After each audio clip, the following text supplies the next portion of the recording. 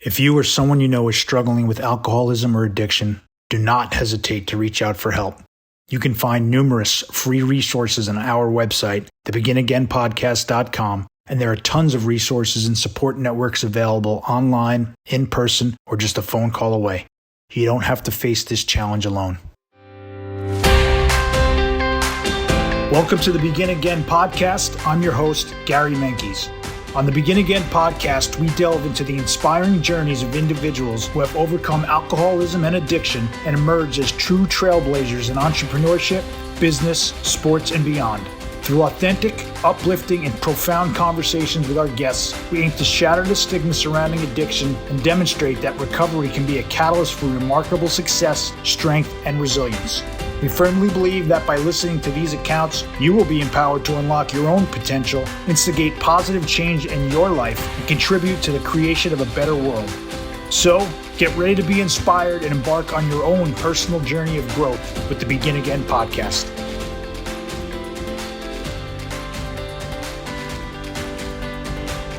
Welcome back to the Begin Again podcast. I'm your host, Gary Menkes, and with us today is a career fitness professional who has empowered thousands of people to change their lives for the better. The only problem was this man had been a raging closet alcoholic himself, giving advice and coaching people on the outside, but dying on the inside, where at one point he was given 30 days to live. Here to inspire us and share his story is my good friend, who I met recently, but I can tell we're going to be tight, is Dan Jett. Dan, welcome to the show. Thanks for being here. Thank you, Gary. Thank you so much for having me. It's privileged to be here and looking forward to spreading the message of hope to anybody that needs to hear this message. Well, I appreciate that. And this, I'm fairly new. I should stop saying it. This Recover Out Loud community of ours. I've been sober almost 18 years, but this Recover Out Loud is semi-new, and it's just an amazing community of amazing people like yourself coming on podcast, making videos, and like we just said off camera, right? We just want to help one person today. Maybe we want to help more. I'm starting to get a little more greedy. You want to help more than one person today. And I know your story is going to help more than one person today too, Dan. That would be amazing. Thank you so much for this platform to spread the word. No, it's my privilege to have you on and be with you right here. So why don't you take it away? Let's start telling us some of this amazing story that we were talking about. Well, I'll just start off. When I was a kid, I grew up at about 20 miles outside of Detroit. And back then, I was born in the late 60s. So in the early 70s, growing up, I remember just blocks full of little bungalows, and every neighborhood each block had at least 10 families with kids around our age. We'd be outside playing all day, and it was just a good time of life. I don't know if kids nowadays know what it was like to come home when the streetlights, went on, or you could hear your mom screaming, "Hey, it's dinner time." And you'd stop playing baseball and you run down the street to get back home. But it was just an easier time of life. It seemed like everybody's family was all together. I don't honestly, back then, I don't think I remember any one of my buddies having parents that were divorced. And things have definitely changed over the years. Though as I grew up, the one thing I did notice is that drinking was just as common as it is today. We always had dinner at the table every night of the week as a family. Wednesday nights was with my grandparents on my mom's side for dinner, and then weekends was extended family parties. And I remember when they used to play jarts out in the yard or horseshoes. Jarts were so dangerous back then. I can't believe they weren't outlawed way before they were, but there'd be a cooler of beer next to every adult man there. Yeah. And the women would have their wine. They'd have their white wine, or they'd have what I didn't even realize was just probably a stiff drink in their hand. But as kids, it just wasn't even, it was a different time. I didn't realize that, boy, a lot of my family are alcoholics. And thank God I didn't grow up around anybody who was abusive. I mean, my dad was definitely an alcoholic, and didn't really realize again until I was older that I'm like, God, everyone in the neighborhood, all these kids think my dad's the coolest dad in town. He used to collect and build classic cars. So anybody wanted to come over to Danny's house, Danny's got a 57 Chevy in his driveway. He's got a 69 Camaro. My dad used to build the most beautiful cars that were in car shows. Wow. And so my dad was the coolest dad around town, except my dad spent the whole time in the garage. Like he would Right. come home from work and he'd just disappear in the garage. His buddies would show up and they would tinker around with the cars or they'd wax the cars. And, my dad passed away, God bless, God rest his soul, probably about 7 years ago. And reflecting on it,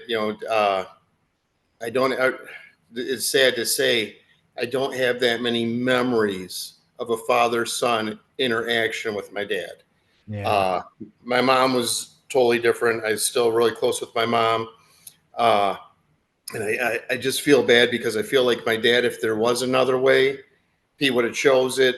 I just think back then it was everyone, I want to say, was closet drunks. They didn't share it with other people. There wasn't social media to get the word out. Then, hey, No. I'm suffering too. This is something that's affecting my work. It's affecting my family. I mean, social media has done a lot of great things. It's done a lot of negative things, but it's done a lot of great things to bring groups of people together. And that's why I'm so honored to be here today to share this, to hopefully touch somebody who just needs to hear the message at the right time. No, So absolutely. Yeah, and I going back agree to with you. Sorry, no, I was gonna say I agree with you about social media and lessening the stigma. And it's more, recover out loud. Forget about like all like what we were just talking, recover out loud and social media. Back then it was also like you didn't talk, you didn't ask for help. And right, I'm sure even growing up and you're like, you don't say anything to anyone. You certainly don't say anything to anyone outside of these four walls, this house here. Like, you don't know how good you get it. You got it, so right, man up, right? And that was ingrained in me too. But I learned in sobriety, that asking for help is one of the most courageous, strongest things that a person can do. You know, right. it's like this epiphany that all these things that I thought are the way to live life, it dawned on me in sobriety that I had it pretty much all wrong, and I need to totally restart, recalibrate. But Hmm. how many siblings do you have? I have it's another story. I grew up with two older brothers Mhm. and I was the youngest of three boys. So I Okay. learned how to fight really early on. And I just went to lunch with one of my buddies the other day. He's like, "Holy cow, did you breathe while you ate?" Like, well, I grew up with older brothers. If I didn't eat quick, I Yeah. wouldn't get to eat. My brother Timmy would take the food right off my plate. So, but going back to it, it was a different time. I ended up years later, after like 32 years, uh, there was a family secret that I had a sister, and Mm, she born from my mom and dad, but they were so young. My grandparents thought there's no way these two are going to make it. Extremely religious and Catholic, and they had my mom uh, as a her sisters and brothers didn't even know that mm. she was pregnant and put Lori up for adoption. And 32 years later, the family, we found her again, and she's a big part of our family now, and I love her to death. And it's That's like I always felt like I always knew her too. So it's amazing. that's Uh, amazing. that's like for the Oprah show later on.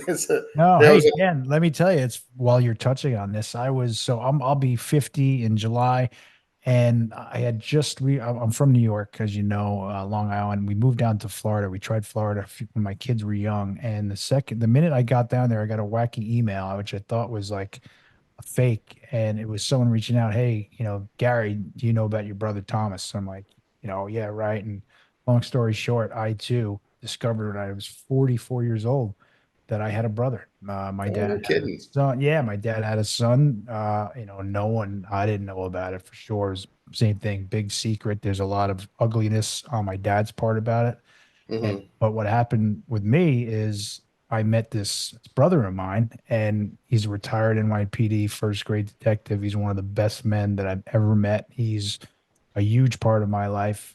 We are, I love him so much. I wish I could see him more often. He lives a Right? couple hours away, but we text and talk all the time. And, so you and I have a little bit Isn't in common there, man. So isn't it amazing? Yeah. it's amazing. It's amazing when you share these things, right? That's what I learned in the rooms of sobriety. Like, this is why you have to share this stuff, because someone has been through what you're going through.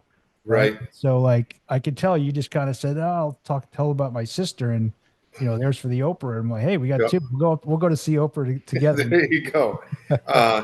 And I kind of think that might be something that had to have been something in the back of my dad's head over all those years that could have drove him. That could have been the breaking point that drove him to drinking. Yeah. That he alienated himself, always wondering what happened to my little baby girl. And I definitely, I wish my dad was alive to see how I turned myself around. He was down in Florida when I was really at my worst stage, so he didn't see it. He didn't experience like my wife, my brothers, and of course my mom experienced it. Like any alcoholic, I separated myself from the people that I loved. I couldn't let them see me in that state, even though I was a huge closet drunk where people didn't even know that I was drinking on a daily basis, an hourly basis. I couldn't function without it in me. But going back to growing up, there's just a different stigma about drinking. I remember we were at a car show and we were driving home in one of my dad's cars and we got pulled over by the police. And the cops come up to the car and they're like, hey, have you been drinking? He's like, yeah, I was at the car show, had a few drinks. Can you open your trunk? And Dad had a case or a cooler full of beer and a bunch of empties. And the cop's like, oh man, this is how it was back in the 70s. This is a beautiful car, sir. You better be careful going home. Yep. I mean, there was no sobrieties. There's no DUI. Yep. I mean, things were different. So growing up as a kid, you see that, but I didn't become like a lot of stories I hear talking to people. They start drinking right early out. Dad gave them a sip of beer at the age of 8, and they start partying when they're in their teens. I got into individual sports, and now I'm actually realizing I always like, God, I'm a perfectionist. I started martial arts at 12. Took out a calendar. Okay, this is how quick I can achieve this belt. I'm going to be a black belt by the age of 16. And sure enough, I was doing 2 classes a night every night. And at the age of 16, I'm getting ready to test for my black belt. The only problem was I was 5'10", 135 pounds. And I'm sparring against one of the criteria of achieving your black belt is sparring with 2 black belts at once. And these are grown ass men. Yeah. I'm just a 16-year-old boy. At that time, I'm like, God, I got to add some muscle. I got to be built like Bruce Lee. So I started lifting weights, and that's what got me into my whole fitness journey, the martial arts. But I was so driven for that. And then I started lifting weights, and I got into competitive natural bodybuilding. I was so driven for that. At the age of 19, competed a few times and was pretty successful in competing in bodybuilding, where I earned my pro natural card. But the discipline it takes to get ready for a bodybuilding show it's unbelievable. I would diet for 16 weeks, eating 6 times a day. Yeah. Typically like oatmeal and egg whites in the morning, chicken, broccoli, rice 4 or 5 times, finish it up with a couple rice cakes at night, drinking a gallon and a half of water for 16 weeks straight. You drop like 50, 60 pounds to get into contest shape. But I had that mental ability to set my mind to it and just achieve it. Right. So then I'm like, God, I'm just focused. I'm a perfectionist. Now I realize that was my early stages of my addictive behavior. Yeah. I become addicted to things. So I was addicted to martial arts. I was addicted to bodybuilding and lifting. And then, of course, over the years, I became addicted to alcohol. But I really didn't start, other than like when I was in my teens, I was so focused on the martial arts and then the lifting weights. I'd go out on occasion to the pool halls or go and roller skating with my buddies, and whatever we could get our hands on, we'd find a party store that'd sell Boone's Farm to us or something. And we'd get drunk on that and laugh and have a good time. But even through my 20s and 30s, I didn't get into any heavy drinking. So at the age of 19, when I was a competitive bodybuilder, I had bought my first gym and fitness center at that age. And by the age of 23, I owned 3 of them. I would buy failing. Back then, instead of going on the internet and looking for businesses for sale, it was pull out the Detroit News, flip through the back pages for business opportunities, and I would find gyms that were failing, purchase them, turn them around, and make them profitable, and either keep them or sell them. And became pretty good at that. I was buying and flipping gyms, and that's how my fitness career started, to where I'm training people, I'm running clubs, and for a long time, I was affecting people's lives in such a positive manner, helping people overcome huge obstacles with eating addictions, emotional problems, just through exercise is one of the keys to life. I mean, you have to get up and keep moving. And so when I say I've literally helped tens of thousands of people over a 35 career of owning clubs and running fitness centers, I've helped tens of thousands of people accomplish their fitness goals. So doing that, I guess I also was introduced to the life of a small business owner. Yeah. So coming up through my 30s and early 40s, I started to realize, God, I don't get to pay myself $1 until I at least make $10,000 a month to pay my overhead of my business. And then I got employees. I've had employee payroll tax problems, to where I had the IRS show up at my house looking for their 941 taxes, which is the percentage portion of their payment for payroll taxes. Right. So I was paying payroll and I was deducting taxes. Well, you're always borrowing from Peter to pay Paul when you're a mom and pop shop. Yeah. And I let that slide. So stress started to build up. Sure. Okay. What I found was alcohol was the thing that started to numb out that stress. So how old are So you now? So you're a young entrepreneur, for sure. I'm How old are you now then when you start, the stress is coming out and then you start turning to alcohol? How old are we talking about? I'm 54 now, Mhm. and I'd say probably in the late 30s, probably around 40 years old. Let's just say I've had a 14-year battle with alcohol, a very horrible relationship with alcohol. I consider it a demon. Yeah. So And tell us about that. Let's hear some of the demons because, okay, you know, so yeah, started drinking just to numb out the stress, and don't worry about the electric bill. It'll get paid. Joe's going to be signed up for personal training, this and that. So just started drinking to numb out the worries and stresses of business. of course. Uh, of course, my tolerance built up. Just what I used to drink in a day would probably kill an average human, but Mhm. it's something that I built up over time, to where my body wouldn't even function without having a large amount of alcohol within me. So what's a large amount? I want to know because pound for So pound, there's okay, well, basically, it would take about to have a fifth. I'd have to have I was a vodka drinker. mm, I'd have to have about a fifth of vodka in me to function. mm, If I didn't have it, like if I was leaving work, and trust me, I was drinking prior to work, probably having a couple drinks while I was at work, and I'm at this point, I'm a high end personal trainer in one of the most wealthiest counties in Michigan, and one of the most sought after trainers. Like I had people on like a waiting list to train with me. At that time, I was 250 pounds, 5'10", taking in 3,000 calories a day of vodka. My body I couldn't even eat at that point. My body wasn't digesting food. I could only basically survive off of liquor. But how embarrassing it is that people are coming to me for nutrition advice, exercise advice, and I'm just a mess inside, just dying inside. But I right. was able to pull it off, where people really didn't know. I would box 12 rounds with clients and have a fifth of vodka in me. I Uh, know that one mm, time I was with my wife at the house, and we live on a private lake. And it's about a 3 mile loop around the lake. So we went for a walk one day and saw some buddies across the lake, and they were screwing around with the breathalyzer, and they're blowing into it. Hey, did you drink anything today, Dan? I'm like, I hit a little bit. Well, blow into this. My walking alcohol was a 0.20, which is considered in Michigan super drunk driving. If I got pulled over at that, and that's what it was, just had to be to function. If I started to drop below that, that's when I felt withdrawals and the shaking, the vomiting, headaches, just the anxiety attacks.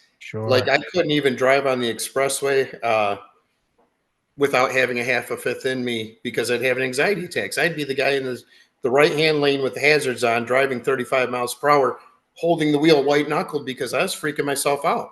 Yeah. Unless I had alcohol in me, then I could I mean, it's a miracle of God that I didn't hurt somebody Right. or hurt myself at that time. I didn't know how to sleep. I only knew how to pass out. So I would drink until I passed out at night. And then if I woke up to go to the bathroom in the middle of the night, I'd have to go to my bed and pull out the fifth from underneath my bed. I had it hidden everywhere. Pour about 4 or 5 shots, slam those down just to pass out again to sleep until the next morning to wake up to repeat again. I mean, it was horrible. How long did this battle go on for? It went on. The crazy thing is, it went on for probably 3 or 4 years. Where it got really bad, probably for a whole year. It built up to like the last year where I was just getting worse. I was a wreck, a walking wreck. And so, tell us about that. When do you have the moment? When do you sort of have the moment, like, okay, or when do you raise your hand if you ever raised your hand, need help? Well, the crazy thing is, at that point, I didn't take it seriously. I thought, okay, I can overcome this mentally.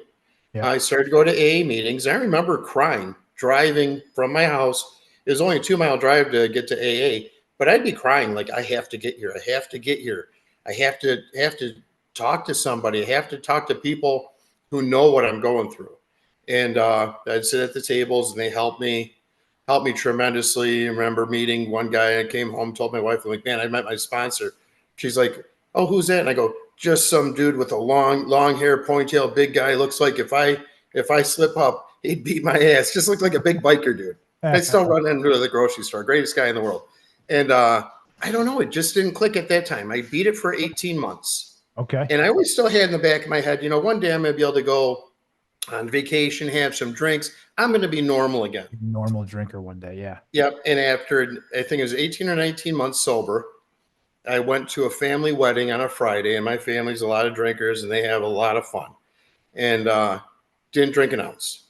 Went to a personal training client's 50th birthday, and she's wealthy, had a couple open bars, live band, great time, bunch of drinkers. I didn't drink. That was Friday and Saturday night. Sunday, I'm like, okay, I got it beat. Time to test it. Yeah. Had 2 drinks on Sunday, didn't let anybody know. Became 4 drinks on Monday, 8 drinks on Tuesday. And then within Wednesday, the end of the week, I was back up to between 1.5 liters and a half gallon a day. Like on a weekend, I'd probably put away about a half gallon.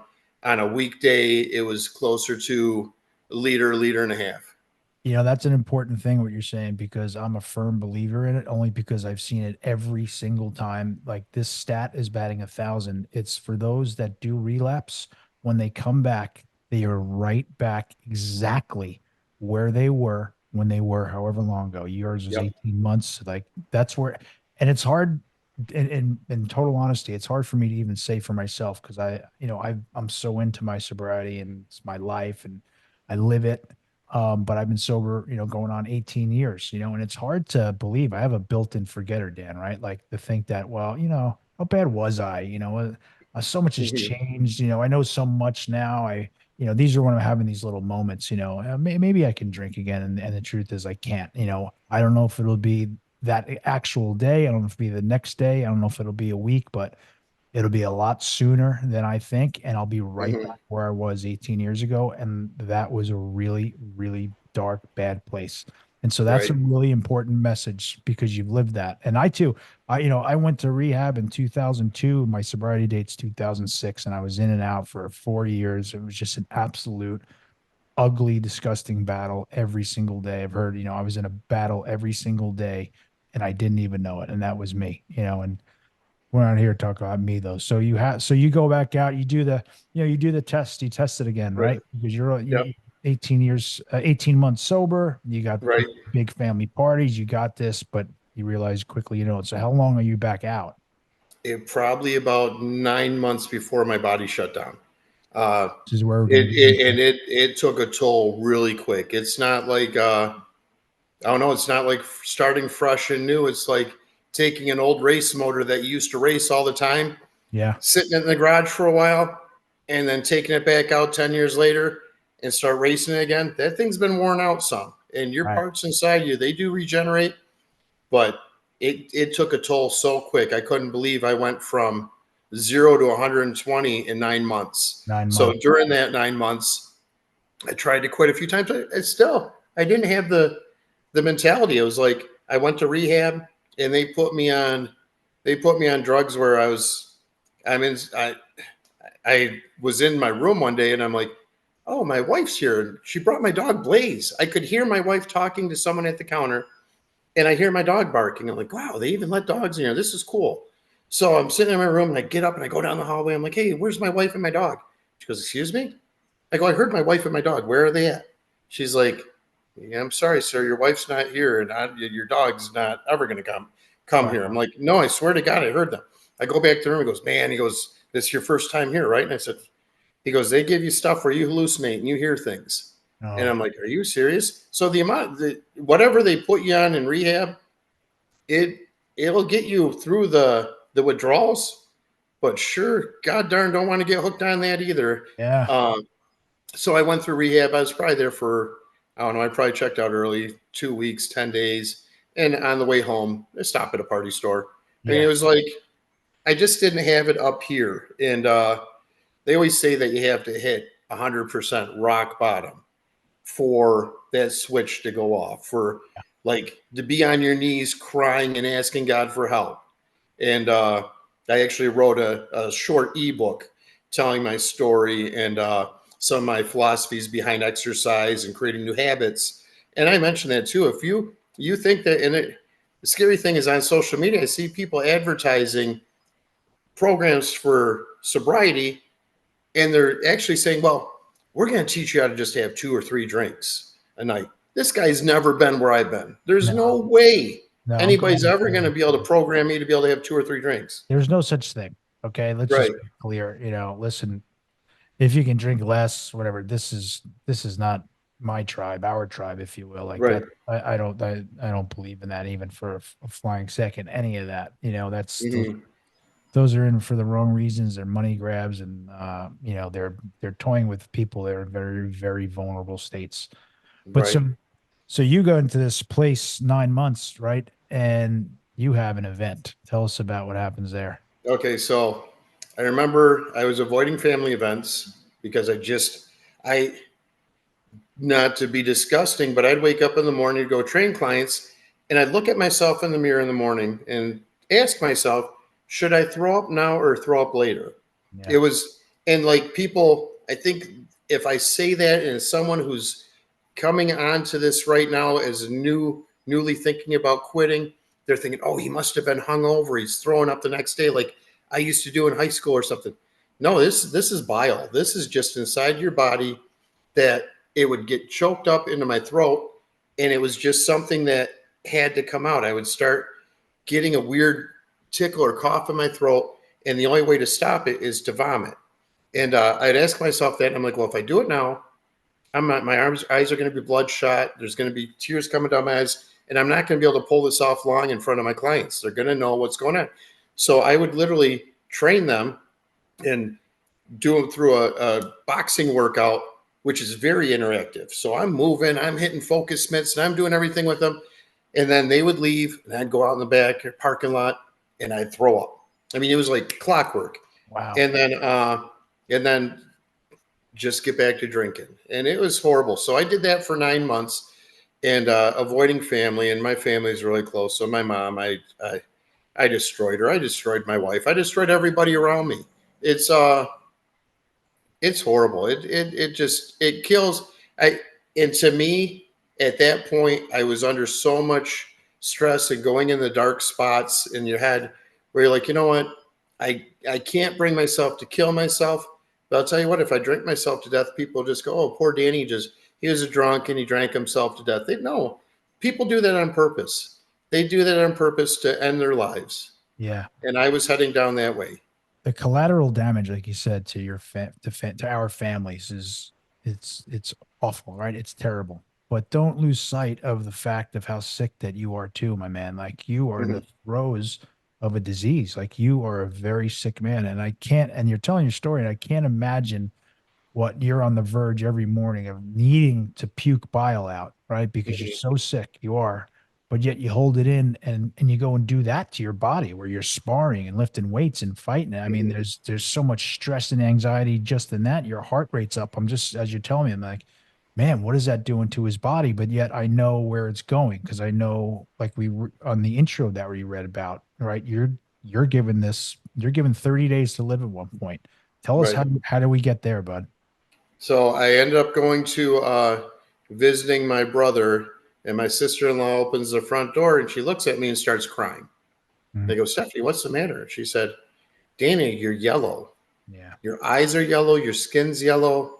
I said, no, I'm all right. She's like, no, you're yellow. I said, well, I got a doctor's. Thank God I had my annual physical that week. And I'm like, I'll talk to my doctor and see what he says. But I'm doing good stuff. I'm not drinking as much as you guys think. And she couldn't stop crying. She's like, you're going to die. Yeah. And I went and saw the doctor. And when he saw me, I wrote in my book, he almost fell on the floor. It's like, what are you doing? He said, if we make another doctor appointment for a follow-up in 30 days and something doesn't drastically change, you're dead. Yeah. You'll be dead. Your liver is shutting down. It was nice to know you, but this is a life or death. This is it, Dan. You're going to die. Wow. And I remember just thinking, oh my God, it was a joke up until that point. Not saying that trying to become sober and all the battles you go through is a joke, but the way I took it, I remember telling my wife, yeah, we'll do a mini triathlon. I'm going to train for it. And I used to send pictures to my clients, text pictures. Yeah, I'm training for my triathlon, which I ended up doing in that state. But I would send pictures of vodka glasses filled up. Yeah, I'm training right now. LOL. I mean, it wasn't up here. It wasn't up here until you hit rock bottom. It's a mental And disease too. It's not only that is it was my physical, it's conversation mental. with God at that point. It's like you have 30 days left to live. And Right. to be honest, quitting drinking can kill you cold turkey. He Yep. said, but One of the there's, only things that can, by the way. yeah, he said this is the only one. You could be addicted to heroin, you could be addicted to Exactly. crack, whatever. This is the only one that can kill you. It becomes part of your chemistry and DNA. Yep. And to be honest, he gave me that 30 days left to live. I didn't have a single, and by the grace of God, I have to just put it all on God.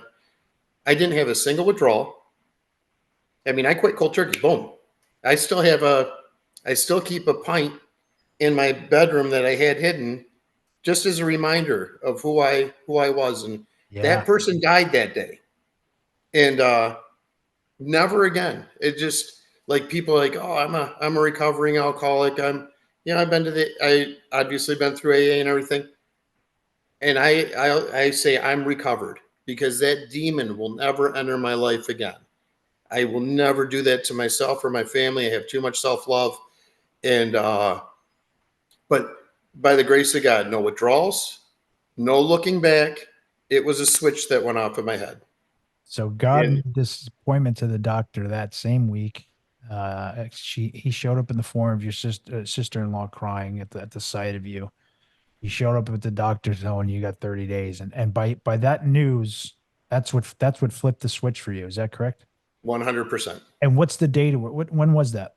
Seven and a That half was years ago? June 8th, uh, 2016. It'll be 8 years this June.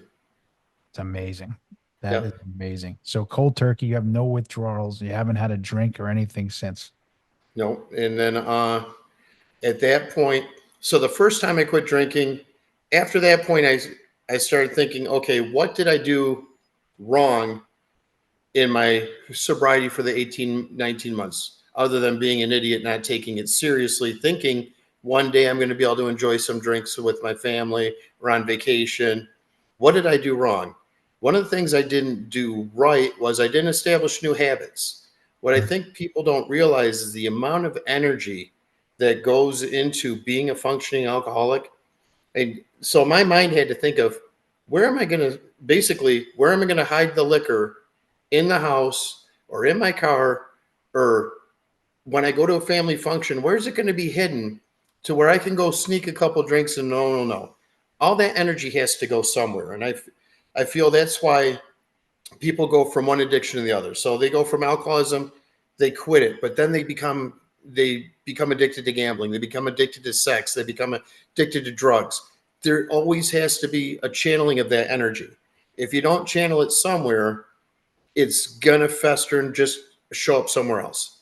So I realized I wasn't channeling that energy into something positive. So I don't like to say taking one addiction and trading it for another. I like to say taking my addiction and channeling it, that energy, and focusing it into a positive action. So Right. one of the habits that I used to have is when I was drinking, I'd have a tumbler glass filled up with vodka and a little splash of diet lemonade. And all night long, I'm doing this. Kind of like a smoker. When they quit smoking, they have to do something with their hands. So I started filling up that glass with diet lemonade. And sure enough, I was drinking two 2-liter bottles of diet lemonade a night. Was it killing me? Probably in the long run, it would. You know, I'd get some kind of cancer from all the fake sugar, but it wasn't alcohol. So I easily overcame that. Just creating new habits, like, and then the exercise, you know, bringing in exercise and the self-love back to, now that I'm sober, time to heal my body through exercise and nutrition. When I was drinking all the time, like I said, I couldn't digest food. I'd have a couple bites of food a day, and the rest of the calories are from alcohol. So I had to start going back into eating small meals throughout the day, high protein, moderate carbohydrates, moderate fats. Try and keep the sugars down. Though anybody who's quit drinking before, 80% of the people I know become vicious sweet tooth eaters. Like if I go to the grocery store and there's a pie for half off, boy, I could grab that pie and kill it. You know, eat the whole thing in one sitting. It's just now Halloween is like one of my favorite holidays. I did that with ice cream when I stopped drinking 18 years ago. I like dove into ice cream, you know, and I just want to back up one. Like I am firm believer you don't need to just transfer that addiction or that disease somewhere else. You know, and obviously you said you transferred it somewhere positive. That's where I was waiting for you to go, and you know, transfer it nutrition and health. And that's the other part about getting sober, right? This beautiful umbrella of health and of life and working on yourself and changing your thought process and having the mental obsession to drink has been lifted from this alcoholic for myself is a miracle in itself. But early on, and also I and anyone that knows me, I went into ice cream, and I used to drink. I was up to like almost 3 pints a night at one point. You know, just thinking it was, you know, I didn't think anything of it. You know, and like you don't realize, I didn't realize like, hey, this is taking over for my drinking. Like, you know, it's Right.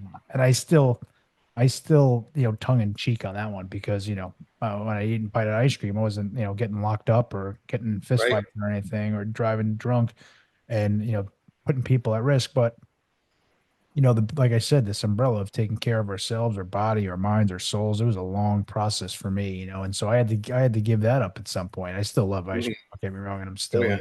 my family still laughs about me, you know, look in the freezer, like, hey, Gary didn't destroy, look, there's actually ice cream left in here, but I've gotten Yeah. much better in that aspect. But so you have this moment, and so you did all this.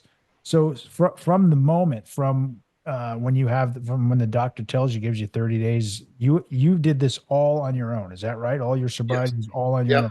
Why did you never go back to the rooms or have you done any, if you don't mind sharing, I'll ask you, have you done any therapies or anything along those lines?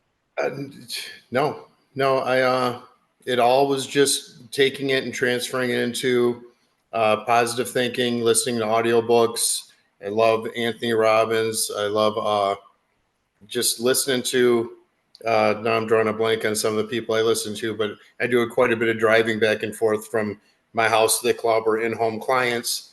And Brian Tracy's another one, Sure. and just stimulating the brain. Yeah. Obviously, meditation, your time with God. You have to give it back to that. Recently, I did go back to the rooms because I opened myself up.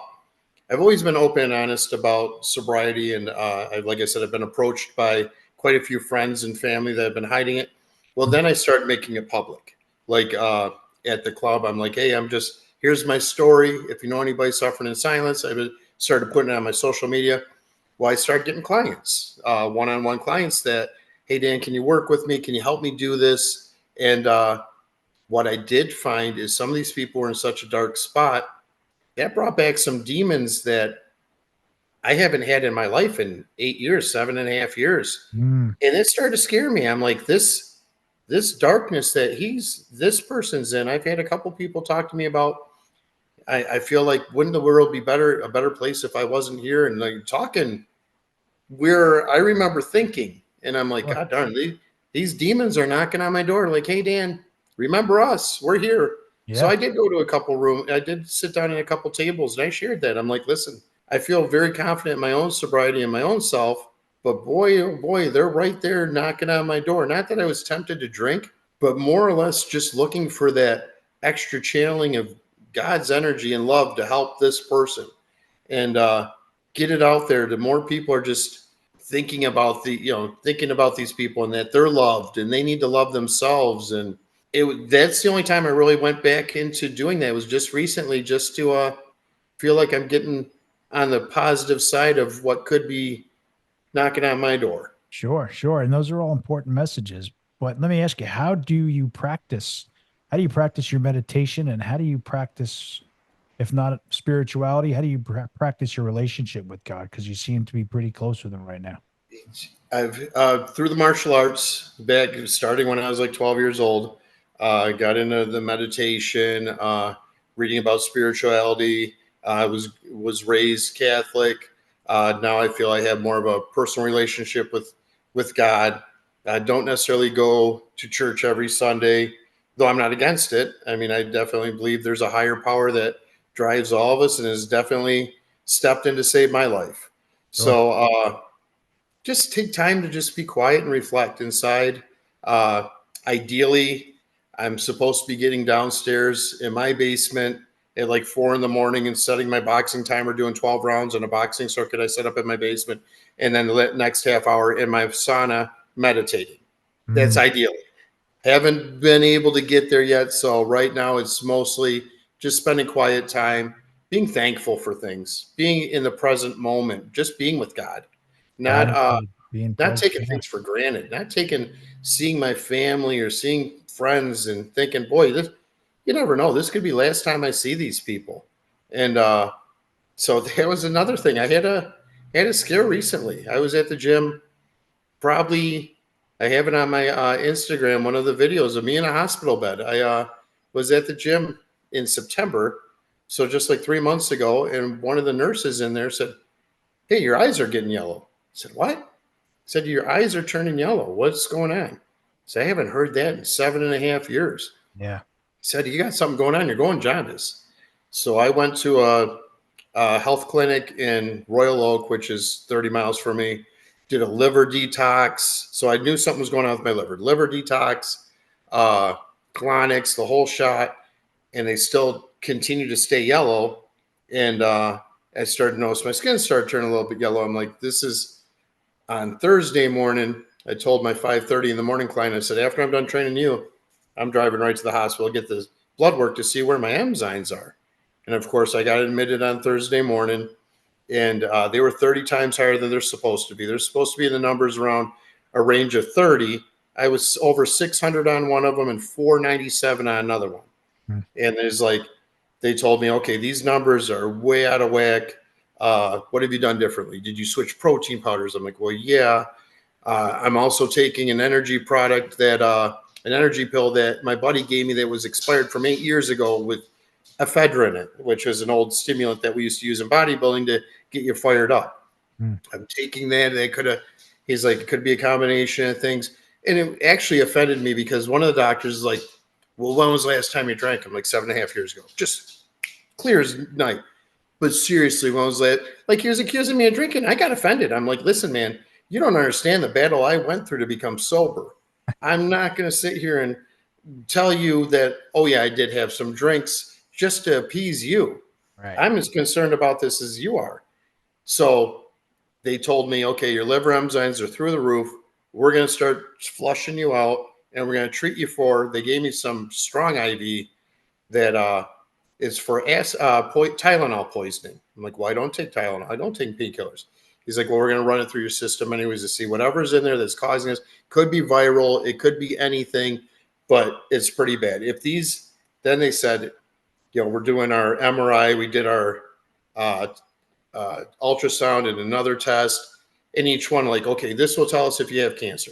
This one will tell you if your gallbladder that was removed a year ago might have left a residual stone that's blocking the liver duct. This one's going to tell us this, and everything kept coming back. Okay, you don't have cancer. You don't have this. You don't have the ultrasound. You don't have permanent damage in your liver from what you did 7.5 years ago. I'm like, thank God, thank God. Well, what is it? We don't know. But if your levels don't start coming down, if they don't continue to come down, if they plateau or go up, we're going to have to send you to Henry Ford for a possible be on the list for liver transplant. Mm-hmm. So it was like really serious. My bilirubin was 11.9. And I guess if that gets up around 14 or 15, you're a liver transplant candidate.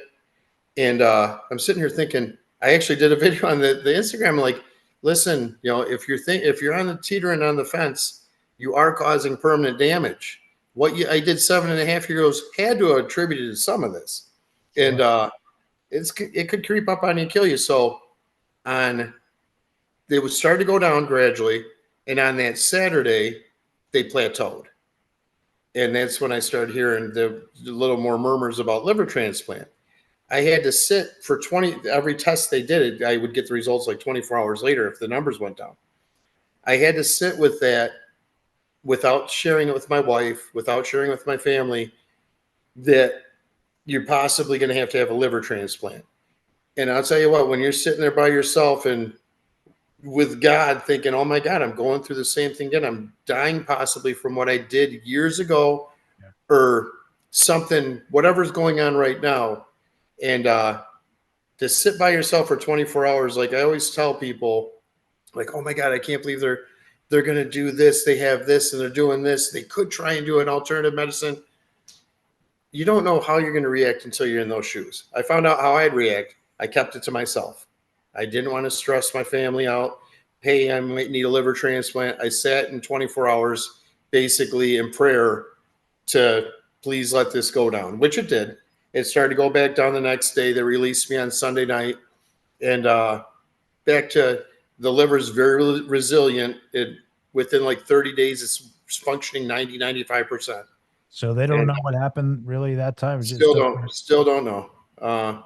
It's just one of those things to kind of remind you, I guess. Yeah. And it's crazy too, because I was just getting ready to launch my ebook, and it's just ironic that I feel like I'm on top of everything, and that sneaks up on you and reminds you, hey, you still messed up in the past. This can creep up on you. Very humble. But so far, everything's perfect. I'm blessed. But to answer your question, spirituality, I just feel like being in the present moment and being in just one with God. Like when you're outside, people get so caught up. And one thing that drives me nuts, and it drives me nuts in the gym, is people that's another addiction, facing the phone. Yeah. People are addicted to their phones. They're addicted to social media. They're addicted to something. They're not focused on. I'll see couples at dinner and they're both staring at their phones. They're not having a conversation with each other. I know, that's such a thing now. Parents with their kids are on their phones. It's not like it used to be. And I think we all need to come back around to that. I think I do a device cleanse often. Like I'll put the phone away for a good amount of time, and it does wonders. I think everyone should do a device cleanse. I want to do a longer one. But for things out of my control, I do need it for some things. But you keep talking about this ebook. I can't wait to hear about it. Tell us about the book that's coming out. So it's called Out Alcoholism. It's a short, easy read. I'm always in school. I was a numbers kid, loved math. I guess that's what got me into business, just working numbers. I was never a writer, but everyone that's read it is actually really surprised. It's an easy read, kind of shares with my story, which I shared with you. Mm-hmm. Also my philosophy on exercise and channeling energy, getting the nutrition down pat. Your liver is going to need some supplementation repair.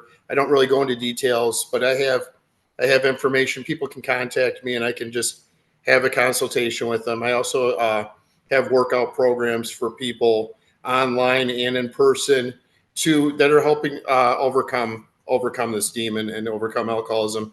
It's something like, I think if someone that just became sober walked into a gym and started working with a trainer, that trainer really wouldn't understand their mindset or where they're coming from. Whereas I want to help as many people as I possibly can, like I have always done in person. I just want to expand that. through the internet and through social media, and just help people online too. So where can we get the book? Where can we find it? I have a website, JetBoxing, JET boxing, BOXING.online. It's my website. And at the bottom, you can download my ebook for free, Knock Out Alcoholism. I also have another ebook I wrote, Weight Loss Secrets Revealed. So it's more of like for my personal training. People are just people that want to lose weight. Mm-hmm. It's another residual thing that I found out about when I did quit drinking. I was 250 pounds, always wearing hoodies and just a big bulky guy, taking in 3,000 calories of alcohol a day. When I quit drinking, I dropped probably 30 pounds, 35 pounds of bloat, water, and fat so quick that people in the gym are like, man, what kind of contest diet are you doing? You're how embarrassing is it to tell them, oh, it's because I quit drinking like a fish, that now my body's transforming. Yeah. But if people are on the fence about wondering about quitting drinking, you will drop body weight, you'll drop the bloat, and then replace that with some good whole food nutrition, get an exercise program, regular exercise program 3-4 days a week, whether it's lifting weights, jogging, just something to put your mind into a better focused spot. I did have one of my buddies reached out to me. He's like, and I knew him back in high school.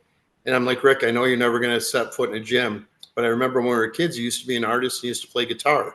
You ever think about picking that guitar back up and play and just focus something in it, something you love, something that brings you back to being you. Sure. Mine just happens to be exercise and boxing. Rick, it might be drawing or sketching or playing guitar. Just find something that brings you back to who you are. Start loving yourself first. So then there's a description of my program also on JetBoxing.online. So they can go on there. My email's on there, direct way to contact me, and just find out some more information. I'm really easy to talk to, and I want to help. Instagram, right? Can we find you and DM you on Instagram as well? Yeah, they can. So I have on Instagram, it's Addiction Recovery through THRU Fitness is on Instagram. If you don't remember that, just remember, or JetBoxing XXL on Instagram. That's my personal page that I also do some personal training stuff on. And then just DM me on either one of those. If there's any way that you could put a link on this where someone could click on it. Sure. And I'm more than happy to answer any questions and just be support. I mean, I kind of wish I had someone in my life, and I had huge support from my family, my wife, and my friends. But to have somebody that actually went through it, to talk to me through, like, have me in their life at that time, I wish I had that. Yeah. Not taking anything away from the love and support I got from my family and friends. And a number one, my wife also. Awesome. Well, go give them a follow. Go find that website. We will put it in the show notes, of course, so you can find it there as well. Dan, what would you tell your 18-year-old self? What would be the biggest piece of advice you give that young boy of yourself? If you ran into him right now, what's the best piece of advice you're going to give yourself? I would say what you focus on is what you become. So make sure that focus is always thrown towards something positive. You start focusing on the bills and the stress and the negative things going on in life, politics, watching the news, all the things going on in the world. It's a horrible time to be in. Focus on the positive. Focus on the love you have. Pet your dog. Take them for a walk. They're going to always make you smile. You come home after a rough day, and who's there to greet you with a smile on their face every day? Be like a dog. Love life. Love it. Love it. Well, Dan, I appreciate you coming on. I appreciate you sharing your story. I know you're going to inspire many with this story. We wish you all the best with the ebook, and we will stay on top. Go find him. We will stay in touch, you and I. Thanks for being here, Dan. I appreciate it. Gary, thank you so much. You have a great day, and go Lions. Go Lions. There you go, buddy. You go. Take care. Have a great day. Bye.